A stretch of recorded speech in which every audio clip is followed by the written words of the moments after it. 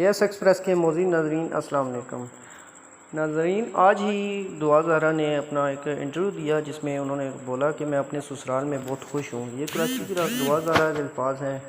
دعا زہرا اور ظہیر کا نیا انٹرویو منظر عام پر آ گیا، جس میں دعا کے شوہر ظہیر نے انکشاف کیا ہے کہ وہ لاہور کی مارکیٹ میں موبائل فون کی خرید و فروخت کا کاروبار کرتے ہیں، جس سے وہ ماہانہ 70 سے 80 ہزار کماتا ہے۔ انہوں نے کہا کہ میں کم بولتا ہوں کیونکہ ہمارا کیس اس وقت عدالت میں تھا، اس لیے ہمارے وکیل نے ہمیں میڈیا پر زیادہ بات کرنے سے منع کیا۔ سوشل میڈیا پر یا یوٹیوب پر نہ صرف کچھ چل رہا تھا بلکہ ہم خود ان چیزوں کو دیکھ کر ہنستے تھے۔